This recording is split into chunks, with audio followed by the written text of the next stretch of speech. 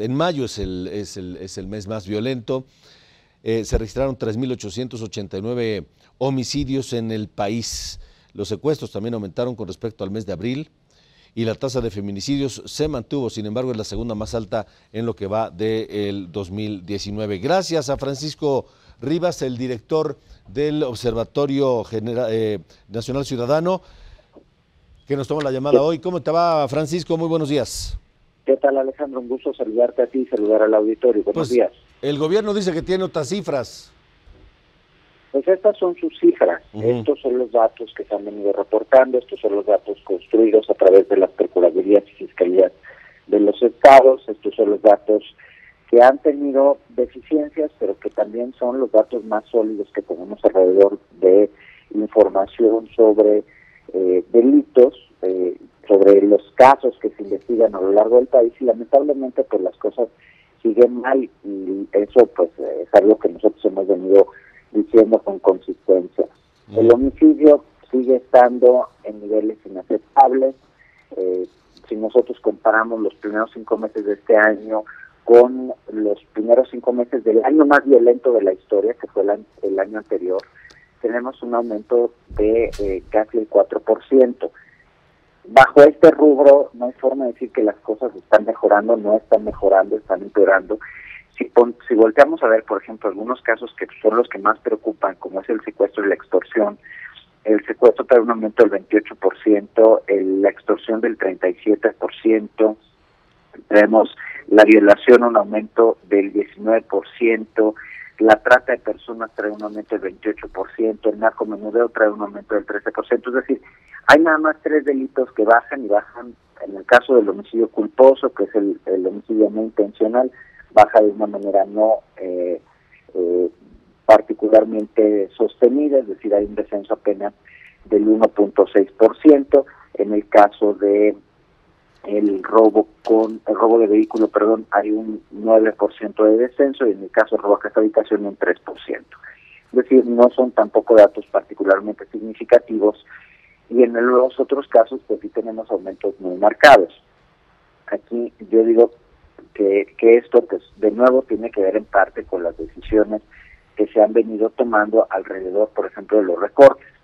Sabes que hace unos días presentamos el análisis sobre el gasto en seguridad de los últimos 11 años, y pues simple y sencillamente con datos a la mano, en esta administración está previsto gastar un 10% menos de lo que se gastó el año pasado, pero hay programas que traen recortes muy sustanciales, como es Desaparecidos, ahorita que hablabas de ellos, que trae recorte del 50%, antisecuestro que trae recorte del 33%, combate al crimen trae un 10% de recorte, procuración de justicia trae un 17%, prevención del delito trae un 27% de recorte. Es decir, en todo se trata de gastar menos, nada más que pues la lógica en materia de seguridad pues no fue una lógica sustentada en lo que necesita el país, sino más bien fueron recortes hechos probablemente desde un escritorio y no desde la necesidad que tenemos los mexicanos. Francisco, ¿a qué se puede atribuir estas cifras, este aumento en la inseguridad? Porque no solamente es la percepción, aquí estamos hablando de datos de homicidios, de robos, en fin.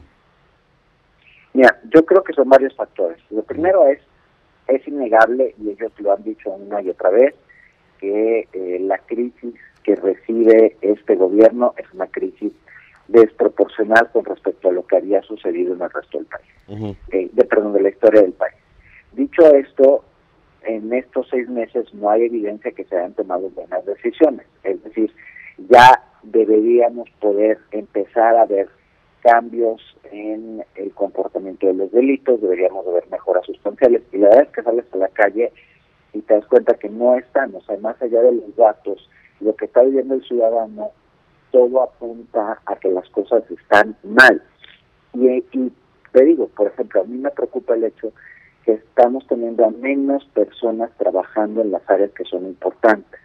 Los recortes no han sido nada más un tema de gasto menos, sino han sido recortes, por ejemplo, de plazas, a gente que ha estado trabajando en áreas sustantivas que desde el inicio de esta administración no le han pagado, a gente que no han nombrado y ratificado en áreas fundamentales. Por ejemplo, la Coordinación Nacional Antisecuestro lleva a Céfala desde el inicio de esta administración.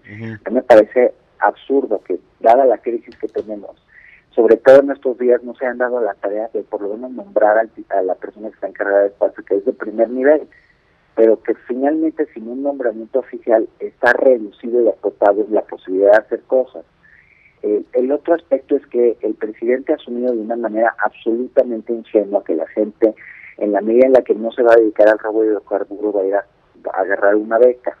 Hoy hay evidencias que en la misma Ciudad de México parte de los secuestros se deben a esos grupos, a esas bandas pequeñas de robo de hidrocarburos, no a las grandes y sofisticadas, sino a las pequeñas, que prefieren hoy dedicarse al secuestro en vez de dedicarse a otros ilícitos, porque no se van a ir a vender pan.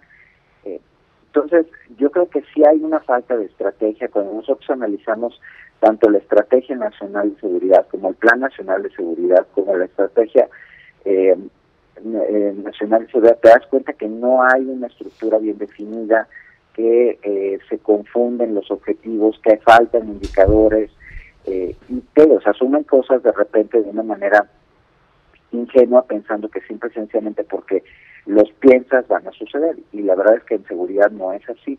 La cosa es complicada y sería tarea de la autoridad acercarse a las personas que sí saben. El problema es que pues, si desmantelan las unidades, como ha pasado en el caso de Policía Federal, la área de antisecuestros ya la desmantelaron, y en otras áreas, lejos de escuchar a la ciudadanía, lejos de escuchar a los expertos, pues están argumentando lo que tú justamente dijiste. Yo tengo otros datos, y considerando casi que si les haces notar las deficiencias que estamos teniendo, y que se las hemos hecho notar a todos los gobiernos, al de Calderón, sí, al de Fox y al de Cedillo y al de Peña Nieto, pues estás en contra de este gobierno, ¿no? Sí. La verdad es que quienes estamos de este lado estamos en favor de los ciudadanos.